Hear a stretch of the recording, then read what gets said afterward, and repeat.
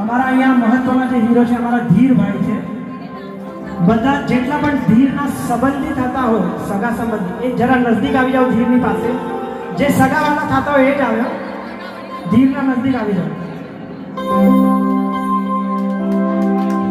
હવે જે ધીરના નજદીક જે સગાવાળા થતા હોય, જે ધીરને ચાહતા હોય એવા બધા દોસ્તારો હોય કે ઘરની ફેમિલી હોય બધા બાજુમાં આવી જાવ નજદીક. હવે આમાં શું કહેવાનું છે, જે હું બોલીશ ને એને તમારે રિપીટ કરવાનું. સમજાણું? યસ ઓર નો? હા કે ના? હા. એક ઉના ઉના થેપલાને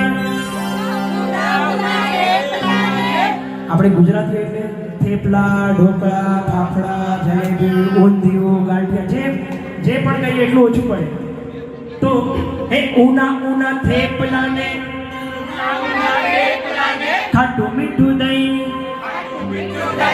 હવે આપણે થોડું તાલમાં લેશો.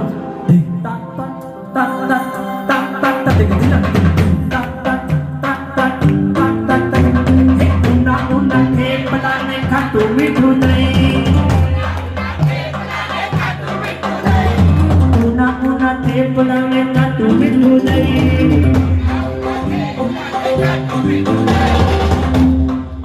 હવે અમે અમારા નિમેશભાઈ ક્યાં ગયા? નિમેશભાઈ આવો. નિમેશભાઈ શાહ. આ નિમેશભાઈ શાહ અને અમારા નિલેશભાઈ રુચિ. નેમિશભાઈ શાહ. નેમિશભાઈ શાહ. તમે નેમિશભાઈને આજે નચાવો તો ખરા કહું. નચાવ એમની ફરમાઈશ પણ છે એક ગીતની, એ પણ લેશો અમે હમણાં લેશું.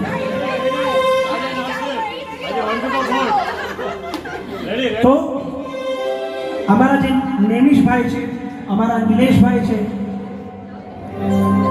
અને આવા સાંજના જે પ્રોગ્રામમાં આવ્યા છે એવા અમારા ધીરભાઈ પરમેશ મહેતા. અમે ઘણી બધી સાંજીઓ જોઈ, આટલી બધી સાંજીઓ જોઈ. આપણે શું ગાયું હતું? ઉના ઉના થેપલાને ખાટું મીઠું દહીં. ઉના ઉના થેપલાને ખાટું મીઠું દહીં.